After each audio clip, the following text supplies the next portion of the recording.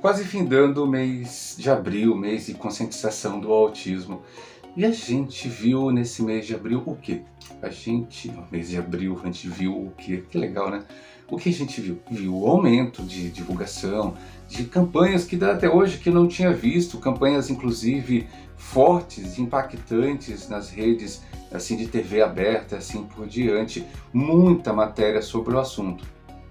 Isso foi positivo, e quando você vê a quantidade de congressos, seminários, simpósios, espaços dados à condição autista e à pessoa autista foram assim tremendos. A gente parece que vive um momento oportuno em que as pessoas entenderam que é a hora de falar sobre o autismo.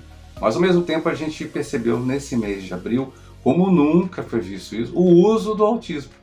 Então a gente precisa conversar. Uma coisa é a conscientização, o outro é realmente o uso do autista. E isso precisa ser discutido. Então, vamos lá.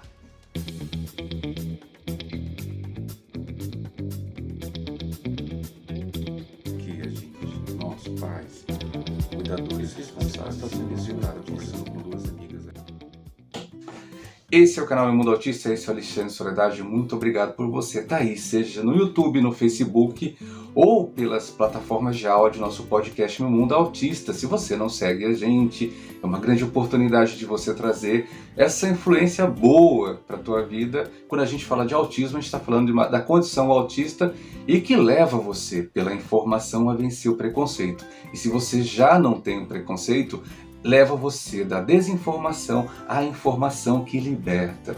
E a gente não está falando de coisa religiosa, não, a gente liberta, porque quando você sabe, você consegue encarar o autismo de uma forma diferente, e isso vai fazer o seu próprio autismo e o autismo dos seus filhos, daqueles que vocês gostam, ter uma diferença no tratamento. Mas vamos lá, quando a gente está falando desse assunto, olha, vou ter bastante cuidado para que as pessoas não se sintam magoadas, mas aqueles que fazem a coisa errada, se você ficar magoado, tudo bem, eu não estou nem aí nesse sentido, porque aí você tem que parar com isso. A gente tem visto muito o uso da pessoa autista, isso precisa parar. Quando você vê a quantidade de seminários, simpósios que estão acontecendo por aí, onde a inscrição para o seminário vai de R$300 até R$3.000, onde pessoas pagam para assistir palestrantes renomados internacionais, palestrantes que vão falar sobre a intervenção precoce. Então vamos falar sobre a necessidade de intervir sobre o comportamento. Pessoas que muitas vezes vão levar suas palestras, seus conhecimentos para outras pessoas, a concepção que eu preciso mudar o comportamento autista. E a gente já falou aqui diversas vezes que nem todo comportamento precisa ser mudado. Mas ao que a gente tem visto nas palestras que a gente tem assistido, em congressos que a gente tem participado e na discussão com outros profissionais, a gente tem visto que o autista é uma coisa a ser moldada. E não se olha a condição autista como uma pessoa que é especial, como todos nós. Mas ela é especial do jeito que ela é, do jeito que assim seja. Se não tem nada a ver com a segurança dela, com a sua saúde, ou de repente com situações que afetem essa pessoa de forma geral, por que intervir no comportamento? Mas pagamos caro para isso. E aí a gente fala, mas essa é uma das formas de usar o autismo. Muita gente está ficando milionário com o autismo. Eu não acho ruim que a pessoa tenha como job, como função, como emprego, levar a informação. Cara, você estudou pra caramba, você de repente está levando a informação, deve ser remunerado sim pelo que faz. Mas nossa, está conscientizando as pessoas a quê?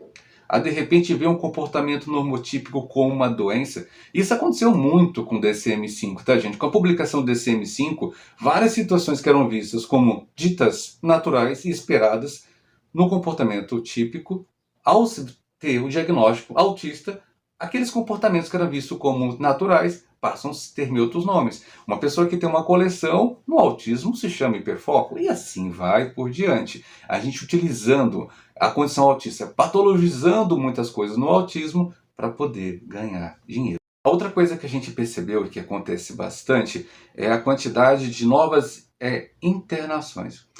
Desculpa, não é esse termo que você gostaria de ouvir, mas não está tendo, Alexandre, a política brasileira é contra os manicômios. Pois é, mas e ficar 50 horas na clínica, como é que se chama? Quando uma criança de repente é privada inclusive de brincar, até a brincadeira dela é direcionada. quando de repente a liberdade de ir e vir, ou de olhar, explorar, inclusive, gente, quem de nós não fez brincadeiras que hoje a gente olha para trás, nossa, como eu era assim, né? Inclusive a gente olha para pessoas autistas tendo algum comportamento e a gente fala, nossa, eu também fazia isso, será que eu sou autista? É porque existem comportamentos que são naturais, toda criança vai fazer, ou grande parte delas, exceto aquelas que ficarem trancadas em casa e os pais disserem que não podem fazer. A gente vai voltar àquela história de que as crianças vão ter que desenhar do jeito que a gente quer que desenhe. Isso é a normalização. Isso, quando a gente fala de intervenção, a gente tem que lembrar que muitas vezes é internação e não intervenção. Imaginar que uma criança tem que ficar 50 horas, que nem um profissional falou recentemente, que ele não achava ruim, de repente uma criança passar 50 horas, nem nos Estados Unidos uma criança fica 50 horas. Estados Unidos que esse profissional fica toda hora falando que nos Estados Unidos é melhor. Nem nos Estados Unidos criança fica assim. Crianças nível 1 nos Estados Unidos normalmente ficam de 10 a 20 horas. Crianças nível 3, suporte 3, crianças que estão realmente, que precisam bastante, essas que passam mais tempo. Mas crianças nível 1 passando 30 horas, direto, isso é internação, isso não é intervenção. Então usa-se o autismo porque alguém está ficando feliz financeiramente com a condição. Esses dias eu vi o Ricardo, do Autista Pensante. Ricardo, olha, eu não sei se você está assistindo isso, mas Ricardo, você foi muito feliz em algumas colocações suas no seu Autismo Pensante. Gostei muito da sua criticidade. O Ricardo é jornalista, ele realmente é autista. Primeiro jornalista, depois autista. Isso aqui tem para o grande pede que a gente fale um pouco mais de nós, o autismo, se for necessário. Ele trouxe revoluções de pensamento sobre a perspectiva dele que deveriam ser ouvidas. Por quê? Não porque ele é autista, mas ele pensa sobre o que está acontecendo. Outra situação que a gente viu bastante acontecer é a exploração do autismo pelos pais. Gente, como surgiu blogueiro e blogueira autista por aí, né, gente? Pais que de repente não acompanham os filhos nas terapias. Não vão, elas pregam que deve ter terapia, mas não vai em uma terapia.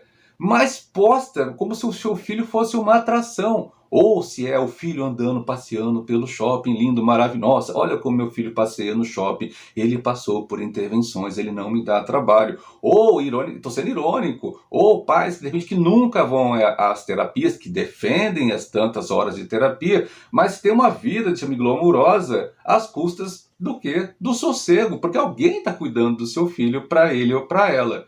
Isso se chama hipocrisia. A gente não quer que os pais ou mães fiquem reféns. A gente até esses dias falei, uma amiga minha falou o seguinte, a gente precisa sair. Sim, os pais precisam sair. Os pais, mães precisam ter vida social. Não é só o autismo que existe. Mas para isso é preciso que os pais possam conciliar aquilo que de repente merece ser intervindo, aquilo que vai acontecer com teu filho, tua filha, e aquilo que você vai levar para casa para continuar.